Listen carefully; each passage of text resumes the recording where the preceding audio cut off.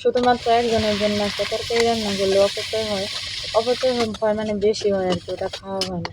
তারপরও তরকারি রান্না করা লাগে, তাই না? সন্ধ্যার সময় ইফতারিতে আমি রান্না করেছিলাম খিচুড়ি রান্না করে মনে করেন যে রান্না করা লাগে। তো ভাবলাম যে একটু তরকারি আর একটু ভর্তা বানাবো আর কি। তো এখানে আমি শাক নিয়েছি, শাকগুলো অনেক ভালো ছিল, নিয়ে আসছিলাম। তো এখান থেকে কয়েকটা শাক নিব বেছে, কারণ সবগুলো খাওয়া হয় না, তো এই জন্য একটুখানি তরকারি রান্না করবো। ঝোলের তরকারি মাঝে মধ্যে খাওয়া লাগে, আবার মনে করেন যে রান্নাগুলো থেকে যায়, এরকম অবস্থা। ভর্তাটাই খাওয়া হয় বেশি রমজান মাসে। তারপরও ঝোলের তরকারিও খাওয়া লাগে, দুটাই খাওয়া লাগে আর কি। আর নিজের একার জন্য একটা তরকারি রান্না করলে অবশ্যই এক ওয়াক্ত খাওয়া হয়, তারপর আর ওই তরকারিটা মানে খাওয়া হয় না রমজান মাসে। এই জন্য তরকারিটা একটু কমই রান্না করার চেষ্টা করি, তারপরও তরকারি ছাড়া চলেই না। আর আমি গ্যাসে সচরাচর রান্না করি না, আজকে ফার্স্ট টাইম গ্যাসে রান্না করতেছি ঘরের মধ্যে। তো আমি তো মাটির চুলায় রান্না করি।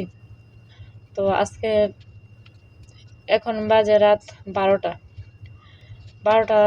বেজে গেছে আর কি।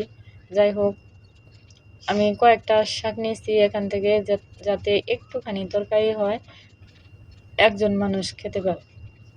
তো 2টা আলু দিছি, তারপরও বেশি হয়ে গেছে আর কি রান্না করার পর। তো প্রথমে আমি এখানে মাছগুলো আগে ভেজে নিব, না মরিচ সবগুলো আগে ভেজে নিব ভর্তার জন্য। সব পেঁয়াজ মরিচ এগুলো ভেজে তারপর আমি তরকারিটা রান্না করবো আর কি। তো কীরকম জানি একটা লাগে গ্যাসের মধ্যে রান্না করা, আমার জানি কীরকম লাগে। তারপর আবার মনে করেন যে রাত্রের বেলা অন্যরকম লাগে। তো এখানে সবগুলো মনে করেন যে ভাজা শেষ করে তারপর আমি এই মাছগুলো দিব। আর এই মাছগুলো ছিল টাকি মাছগুলো, মানে হালকা হলুদ দিছি, হলুদ আর লবণ দিছি একটু, আর কিছুই দেই নেই, মিশাই নেই। কে কি ব্যবহার করে আমি জানি না।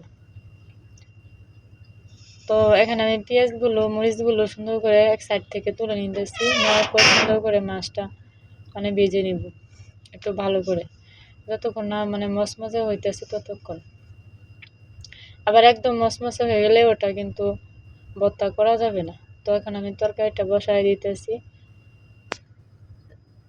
আমার রান্না করতে করতে দেখেন আপনারা যে আমার মানে এরকম একটা অবস্থা, আমি চুলায় রান্না করি না অনেক বছর যাবত। তারে আমার চুলাটা না অনেক পুরনো হয়েছে, কিরকম জানি একটা ময়লা ময়লা ভাব আসে আর কি।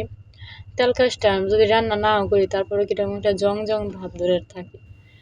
তো এরকম অবস্থা, যদি চুলায় রান্না করি, আমি যদি একটু গরমও করি, চুলাটা নষ্ট হয়ে যায়।